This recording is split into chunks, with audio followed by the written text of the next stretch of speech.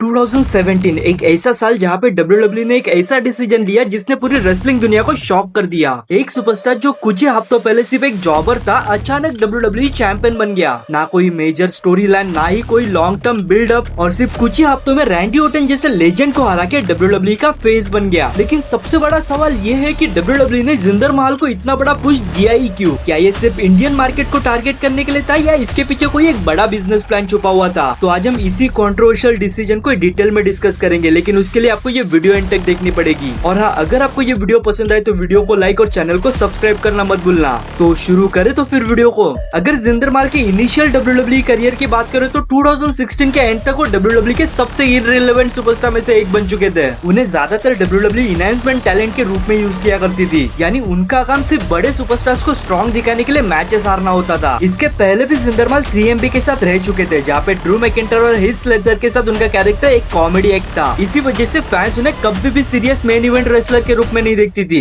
Even 2014 में WWE ने उन्हें रिलीज भी कर दिया था। रिलीज के बाद जिंदर महल ने इंडिपेंडेंट सर्किट में काफी मेहनत की। उन्होंने अपनी फिजिक को कम्प्लीटली ट्रांसफॉर्म किया और पहले से कई ज्यादा पावरफुल लुक के साथ 2016 में अपना WWE रिटर्न किया। लेकिन रिटर्न के बाद भी उनके बुकिंग में कुछ खास बदलाव नहीं आया और फिर सब कुछ अचानक बदल गया। बिकॉज अप्रैल 2017 में WWE ने सुपरस्टार शेकअप किया और इसी दौरान जिंदर महल को स्मैकडाउन में ड्राफ्ट कर दिया गया। शॉकिंग बात तो ये है कि ड्राफ्ट होते ही उन्हें सीधे रैंडी ओर्टन के WWE चैंपियनशिप फ्यूड में डाल दिया गया। फैंस को लगा था कि जिंदर सिर्फ एक फिलर चैलेंज होंगे, लेकिन उन्हें नहीं पता था कि WWE के प्लान्स कुछ और ही थे।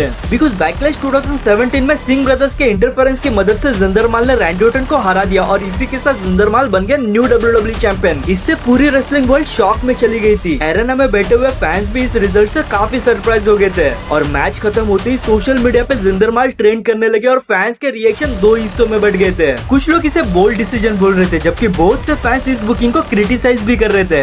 सबसे बड़ा सवाल WWE ने ऐसा क्यों किया? तो इसके पीछे फर्स्ट रीजन इंडियन मार्केट था। बिकॉज उस टाइम पे WWE इंडिया में अपनी पॉपुलैरिटी को और ज्यादा एक्सपांड करना चाहती थी। कंपनी को ये पता था कि भले ही टिकट्स और मर्चेंडाइज सेल्स इंडिया में यूएस जितने स्ट्रॉन्ग नहीं है, लेकिन इंडिया WWE का सबसे बड़ा इंटरनेशनल ऑडियंस बेस है। कंपनी का ये मानना था कि अगर इंडियन ओरिजिन का WWE चैंपियन होगा तो TV viewership, media coverage, merchandise interest और लाइव इवेंट की पॉपुलैरिटी और बढ़ जाएगी। बिजनेस पर्सपेक्टिव से देखा जाए तो ये डिसीजन काफी लॉजिकल था और इसी बात का हिंट WWE के टॉप एग्जीक्यूटिव ने भी दिया था। ट्रिपल एच ने कई इंटरव्यूज में इंडिया को WWE का सबसे इम्पोर्टेंट इंटरनेशनल मार्केट में से एक बताया था और इसीलिए कंपनी इंडियन ऑडियंस के साथ और ज्यादा स्ट्रॉन्ग कनेक्शन बनाना चाहती थी, लेकिन रियलिटी थोड़ी अलग निकली। सेकंड रीजन, स्मैकडाउन को एक फ्रेश मेन इवेंट हील की जरूरत थी। उस टाइम पे स्मैकडाउन रोस्टर पे नए मेन इवेंट स्टार की कमी थी। जॉन सीना पार्ट टाइमर हो चुके थे, वही एजे स्टाइल और रैंडी ओर्टन पहले एस्टैब्लिश हो चुके थे और इसीलिए WWE एक नया हील चैंपियन क्रिएट करना चाहती थी जो ऑडियंस के लिए फ्रेश लगे। ये एक बड़ा रीजन था जिस वजह से जिंदर महल को एक डोमिनेटिंग हील चैंपियन के रूप में प्रेजेंट किया गया। जिंदर महल का एरोगेंट एटीट्यूड, उनके प्रोमोस और सिंह ब्रदर्स के कंसिस्टेंट इंटरफेरेंस ने उन्हें क्लासिकल हील चैंपियन बनाया था। फैंस उन्हें नेचुरली बू करते थे, जो किसी भी एक सक्सेसफुल हील के लिए एक पॉजिटिव साइन होता है। कैरेक्टर का कॉन्सेप्ट भी काफी स्ट्रॉन्ग था, लेकिन एग्जीक्यूशन उतना इफेक्टिव नहीं रहा। अब सवाल ये है कि WWE का